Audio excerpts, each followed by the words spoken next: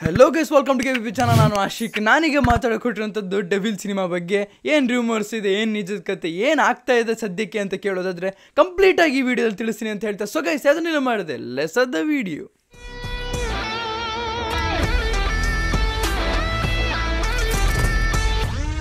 ಮೊದಲನೇದಾಗಿ ಡೆವಿಲ್ ಸಿನಿಮಾದಲ್ಲಿ ರವಿಚಂದ್ರನ್ ಅವರಿದ್ದಾರಾ ಅಂತ ಕೇಳೋದಾದರೆ ಇಲ್ಲ ಗುರು, ಜಸ್ಟ್ ಒಂದು ವಿಸಿಟ್ ಕೊಟ್ಟಿದ್ದಾರೆ ಸೆಟ್ಟಿಗೆ.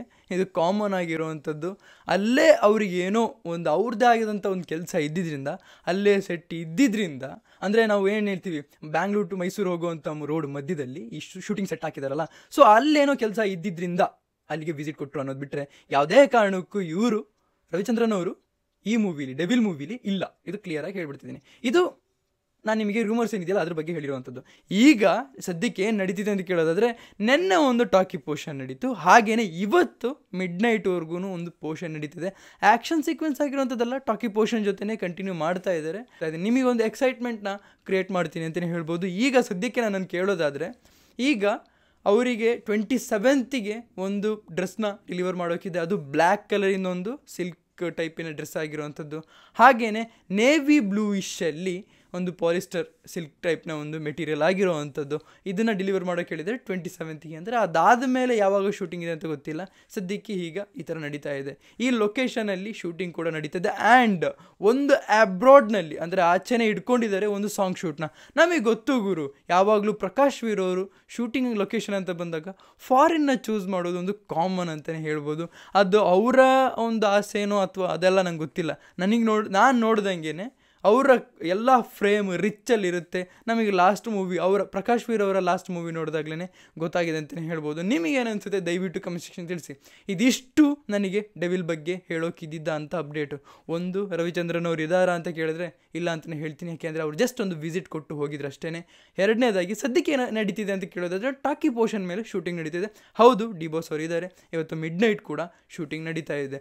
ಅದಲ್ಲದಲ್ಲೇ ಇನ್ನೇನು ನಡೀತಿದೆ ಅಂತ ಕೇಳೋದಾದರೆ, ಸದ್ಯಕ್ಕೆ ನನಗೆ ಯಾವುದೇ ಒಂದು ಡೀಟೇಲ್ಸ್ ಇಲ್ಲ. ಅಂದರೆ ಅದಾದಮೇಲೆ ಏನು ನಡೆಯುತ್ತೆ, ಯಾರ್ಯಾರು ಇದ್ದಾರೆ, ಕಾಸ್ಟಿಂಗಿನ ಬಗ್ಗೆ ಏನು ನಡೀತಿದೆ ಅಂತ ಗೊತ್ತಿಲ್ಲ.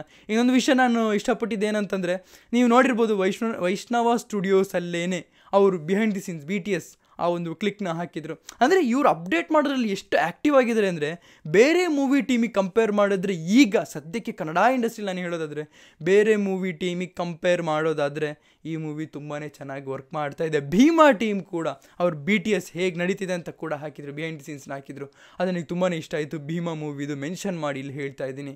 ನಾನು ಕಾಯ್ತಾ ಇದ್ದೀನಿ, ನಿಜ ಹೇಳಬೇಕಂದ್ರೆ ಏನೇನು ನಡೆಯುತ್ತೆ ಅಂತ ನನಗೆ ಗೊತ್ತಾಗಬೇಕಾಗಿದೆ. ಇನ್ನೂ ಅಪ್ಕಮಿಂಗ್ ವೀಡಿಯೋಸ್ ತುಂಬಾ ಮಾಡೋಕ್ಕಿದೆ. ಅದಕ್ಕೆ ನಾನು 10ರವರೆಗೂ ಯಾವುದೇ ಕಾರಣಕ್ಕೂ ವೀಡಿಯೋಸ್ ಮಾಡೋದು ಬೇಡ ಅಂತಲೇ ಅಂದ್ಕೊಂಡಿದ್ದೆ. ಯಾಕೆಂದರೆ 10ನೇ ತಾರೀಕು ಎಲ್ಲ ಮೂವಿದು ಅಪ್ಕಮಿಂಗ್ ಮೂವೀಸ್ ಏನೇನಿದೆಯಲ್ಲ ಅದೆಲ್ಲ 10ನೇ ತಾರೀಕೆ ಅಪ್ಡೇಟ್ ಆಗುವಂಥದ್ದು. ಯಾರ್ಯಾರು ರಿಲೀಸ್ ಡೇಟ್ ಕೊಡಬೇಕು ಅಂತಿದ್ದಾರೆ ಕೊಡ್ತಾರೆ. ಯಾರ್ಯಾರ್ದು ಸಾಂಗ್ ಶೂಟ್ ಅಥವಾ ಫಸ್ಟ್ ಸಿಂಗಲ್ ಸಾಂಗ್ ರಿಲೀಸ್ ಮಾಡಬೇಕು ಅನ್ನೋ ಡೇಟ್ ಅನೌನ್ಸ್ಮೆಂಟ್ ಆಗಲಿ, ಪ್ರತಿಯೊಂದು ರಿಲೀಸ್ ಡೇಟ್ಸ್ನೂ ಕೂಡ ನಾಳೆ ಅನೌನ್ಸ್ಮೆಂಟ್ ಆಗುತ್ತೆ. ಸೊ ನಾಳೆವರೆಗೂ ಏನು ವೀಡಿಯೋ ಮಾಡೋದು ಬೇಡ, ಯಾಕೆಂದರೆ ನಾಳೆನೇ ಗೊತ್ತಾಗುತ್ತಲ್ಲ ಅಂತ ಅಂದ್ಕೊಂಡೆ ಸುಮ್ಮನಾಗಿದ್ದೆ.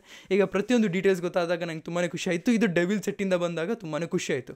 ಹಾಗೆಯೇ ನನ್ನ ಆಸೆ ಏನಂತಂದರೆ, ಪ್ರತಿಯೊಂದು ಸಿನಿಮಾದ ಅಲ್ಲಲ್ಲಿ ಸೆಟ್ಟಲ್ಲಿ ಇರೋರು ದಯವಿಟ್ಟು ನನಗೆ ಯಾರಾದರೂ ನನ್ನ ವೀಡಿಯೋ ನೀವು ನೋಡ್ತಿದ್ರಿ, ಈಗ ದಯವಿಟ್ಟು ನಿಮ್ಮ ಕಡೆಯಿಂದ ನನಗೆ ಒರಿಜಿನಲ್ ನ್ಯೂಸ್ನ ತಲುಪಿಸಿ. ಸೊ ದಟ್ ನಾನು ಜನರಿಗೆ ಒರಿಜಿನಲ್ ನ್ಯೂಸ್ನ ಕೊಡ್ಬೋದು, ಸೆಟ್ಟಲ್ಲಿ ಏನಾಗ್ತಿದೆ ಅಂತ ಒಂದು ಕುತೂಹಲ ಇರುತ್ತಲ್ಲ. ನೋಡಿ, ನಾವೆಲ್ಲ ಹೆಂಗೆ ಅಂದರೆ ಮೂವೀಸ್ ಬಗ್ಗೆ ಮಾತಾಡೋದು, ಮೂವೀಸ್ ಬಗ್ಗೆ ಕೇಳೋದು ತುಂಬಾ ಕುತೂಹಲಕಾರಿಯಾಗಿರುತ್ತೆ. ಕೆಲವರು ಕ್ವಶನ್ ಇರುತ್ತೆ, ಬ್ರೋ ಆ ಮೂವಿ ಬಗ್ಗೆ ಏನಾಯಿತು, ಈ ಮೂವಿ ಬಗ್ಗೆ ಏನಾಯಿತು ಅಂತ. ಆವಾಗ ಅನಿಸುತ್ತೆ, ಓಕೆ ಈಗ ಕುತ್ಕೊಬೇಕು, ಇದ್ರ ಬಗ್ಗೆ ಏನಾದರೂ ನೆಕ್ಸ್ಟ್ ವೀಡಿಯೋ ಮಾಡಬೇಕು, ಇದ್ರ ಬಗ್ಗೆ ರಿಸರ್ಚ್ ಮಾಡಬೇಕು, ಇದ್ರ ಬಗ್ಗೆ ಕೇಳಬೇಕು ಅಂತ ನನಗೆ ತುಂಬಾ ಖುಷಿಯಾಗುತ್ತೆ. ಲಾಸ್ಟಾಗಿ ನಾನು ಟ್ವಿಟರ್ ಅಲ್ಲಿ ಎಕ್ಸಲ್ಲಿ ನಮ್ಮ ಎಲ್ಲ ಕನ್ನಡ ಮೂವೀಸ್ನ ಅಪ್ಡೇಟ್ಸ್ ಕೊಡೋರಿಗೆ ತುಂಬಾ ಥ್ಯಾಂಕ್ಸ್ ಹೇಳ್ತೀನಿ. ಹಾಗೆಯೇ ಅನಿರುದ್ಧ್ ವಾತ್ಸ್ ಅವರಿಗೆ ಡಿ ಬಾಸ್ ಫ್ಯಾನ್ಸ್ ಕಡೆಯಿಂದ ಎಲ್ಲರ ಕಡೆಯಿಂದನೂ ಥ್ಯಾಂಕ್ಸ್ ಹೇಳಿ. ಕೆಲವೊಂದು ಸೆಟ್ಟಲ್ಲಿ ಯಾರು ನ್ಯೂಸ್ ಕೊಡೋರೇ ಇಲ್ಲ, ಅವರಿಗೆ ವಿಡಿಯೋ ಏನಾದರೂ ತಲುಪಿದರೆ ದಯವಿಟ್ಟು, ಏನು ಗೊತ್ತಾ, ನೀವು ಏನೇ ಹೇಳಿದ್ರು ನಾನು ಏನು ಹೇಳಬೇಕು ಅದನ್ನೇ ಹೇಳೋವಂಥದ್ದು ಫಿಲ್ಟರ್ ಔಟ್ ಮಾಡಿ ಇದೊಂದು ತಲೆಯಲ್ಲಿರಲಿ. ಯಾಕೆಂದರೆ ಎಕ್ಸೈಟ್ಮೆಂಟ್ನ ಜಾಸ್ತಿ ಮಾಡಬೇಕು ಅಷ್ಟೇ, ಬಿಟ್ಟರೆ ನಾನೇನು ಫುಲ್ ಸ್ಟೋರಿನೇ ಹೇಳಿ ನಿಮ್ಮ ಮೂಡ್ನ ಹಾಳು ಮಾಡುವಂಥ ಕೆಲಸ ಮಾಡಲ್ಲ ಅಂತ ಹೇಳ್ಬೋದು. ಸೊ ಗೈಸ್, ಇದಿಷ್ಟು ನನಗೆ ಹೇಳೋಕ್ಕಿದ್ದು. ನಿಮಗೇನು ಅನಿಸುತ್ತೆ ದಯವಿಟ್ಟು ಕಮೆಂಟ್ ಸೆಕ್ಷನ್ ತಿಳಿಸಿ ಅಂತ ಹೇಳ್ತಾ, ಪೀಸ್ ಔಟ್.